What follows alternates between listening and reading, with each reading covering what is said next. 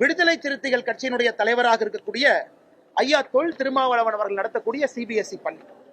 இன்று காலை என்னுடைய முகநூல்ல பதிவு செஞ்சிருந்தேன். அண்ணன் திருமாவளவன் அவர்கள் சிபிஎஸ்இ பள்ளி நடத்துறாங்க. Blue star school Velachery chairman யாருன்னா தொல் திருமாவளவன். அந்த பள்ளியினுடைய சேர்மனே அண்ணன் தொல் திருமாவளவன் அவர்கள். அந்த பள்ளியிலும் கட்டாய மொழியாக 3வது மொழியாக ஹிந்தி சொல்லி கொடுக்குறாங்க. அதனால பட் இந்த அரசியல் கட்சி தலைவர்கள் பள்ளிக்கூடம் நடத்துறாங்க, குழந்தைகளுக்கு அட்மிஷன் போடுறாங்க, சேர்மனா இருக்கிறாங்க, ஹிந்தி சொல்லி கொடுக்குறாங்க. ஆனா இதே தலைவர்கள் மேடையில் மைக் எடுத்து பத்திரிகை நண்பர்கள் முன்பு பேசும்போது வேறொரு வாக்கியத்தை பேசுறாங்க. இல்ல 2 மொழி தான் படிக்கணும், 3 மொழி படிக்க கூடாது.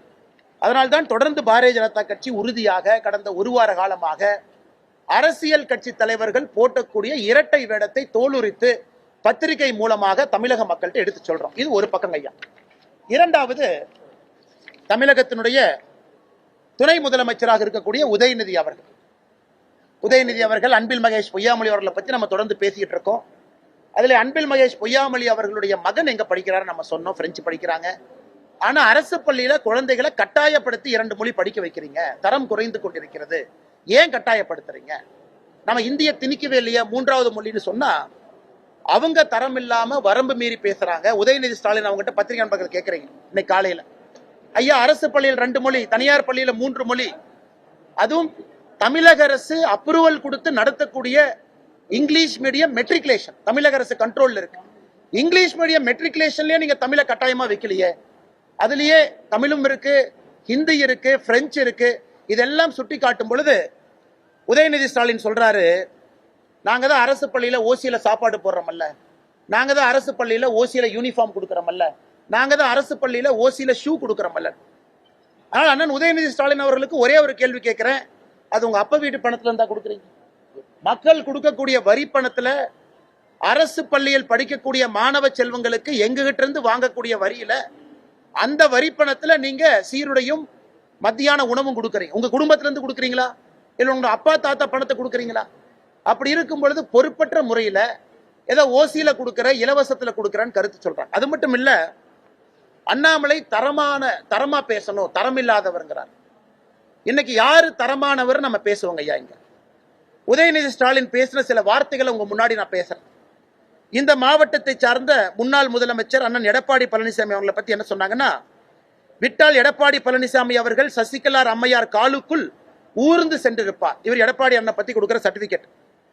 எடப்பாடி பழனிசாமி மோடியை பார்த்தால் படுத்து விடுவார், அமித்ஷாவை பார்த்தால் படித்திடுவார், சசிகலா அம்மாவை பார்த்தால் முட்டி போடுவார். இது உதயநிதி ஸ்டாலின் அவர்கள் உதிர்த்த ஒரு பொன்மொழியில, பல பொன்மொழியில இது ஒன்று. 2016 உதயநிதி ஸ்டாலின் அவர்கள் போட்ட ஒரு ட்வீட்டை காட்டுறேன். இதுல பாருங்க, மதிப்புக்கு மீறிய புரட்சி தலைவி அம்மையார் ஜெயலலிதா அவர்கள் இருக்கிறாங்க, அது பக்கத்துல ஒரு சினிமா நடிகை இருக்கிறாங்க. அதை தன்னுடைய முகநூல் பதிவுல 2016 போட்டு மக்கள் நேசிக்கக்கூடிய புரட்சி தலைவியை கொச்சைப்படுத்தினார். அன்புமணி ராமதாஸ் ஐயா ஓபிஎஸ் அவர்களுடைய டயர் நக்கின்னு சொன்னார். இதெல்லாம் அவர் சொன்ன பொன்மொழிகள்ல சில. இனிமேல் பாரத பிரதமர் நரேந்திர மோடி அவர்களை 29 பைசா மோடின்னு சொல்லுவேன். 2021 தேர்தல் பிரச்சாரத்துல அருண்ஜேட்லியும் சுஷ்மா ஸ்வராஜையும் கொன்றவர் மோடி.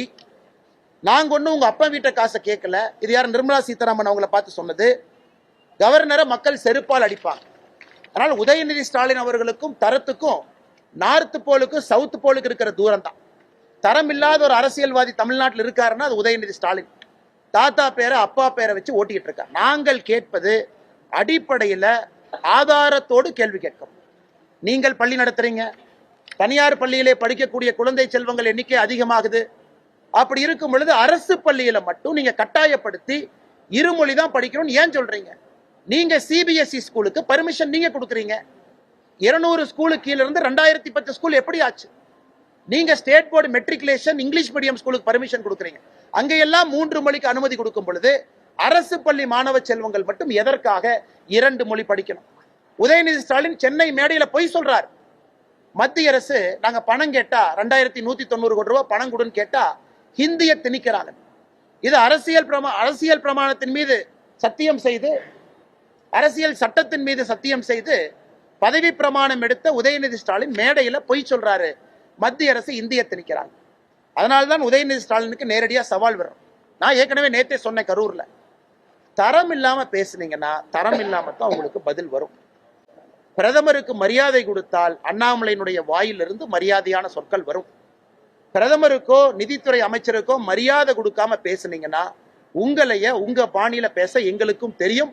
நேத்து நாங்க ஆரம்பிச்சிருக்கிறது ட்ரெய்லர் தான். இது முதல் பாதி. இரண்டாவது, தமிழகத்தினுடைய முதலமைச்சர் நேத்து ஒரு இடத்துல கோலம் போடுறாங்க திருவள்ளூர்ல. அத முதலமைச்சர் அவர் ட்வீட் போடுறாரு, மக்கள் எல்லாம் பாருங்க கோலம் போடுறாங்க. அதன் பிறகு இன்னொரு தனியார் தொலைக்காட்சி அதை போய் படம் பிடிச்சு அங்க கேட்கிறாங்க, அன்னை கோலம் யாரு போட்டா, அன்னை கோலம் யாரு போட்டாங்கன்னே தெரியாது, திமுக காரன் வந்து போட்டா, அண்ணா இந்த மாதிரி கோலம் போட்டிருக்கீங்களா, நான் அந்த வார்த்தையை எழுதலீங்க, அவங்க தான் எழுதுனாங்க.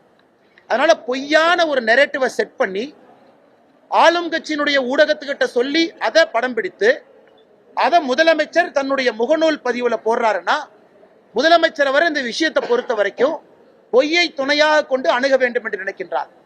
ஆனா அதை இன்னொரு தனியார் தொலைக்காட்சி அதை போய் உடைச்சு படம் பிடிச்சு உண்மை நிலையை மக்களுக்கு காட்டிட்டான். இன்னைக்கு உண்மையை சொல்ல வேண்டும் என்றால் தமிழகத்துல 3 மொழி கொள்கைக்கு 3வது மொழி கட்டாய ஹிந்தி இல்லாம ஏதாவது ஒரு இந்திய மொழியை படிங்கன்னு பிரதமர் சொன்னதற்கு சிறப்பான வரவேற்பு பட்டி தொட்டி எல்லாம் கிராமத்திலிருந்து நகரம் வரைக்கும் இருக்கு.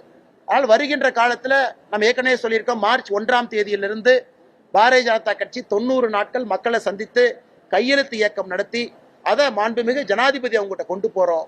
அன்னைக்கு தெரியும் தமிழகத்துல எத்தனை மக்களுக்கு விருப்ப பாடமாக 3வது மொழியில எந்த மொழி வேண்டும் என்பது நமக்கு தெரியும்.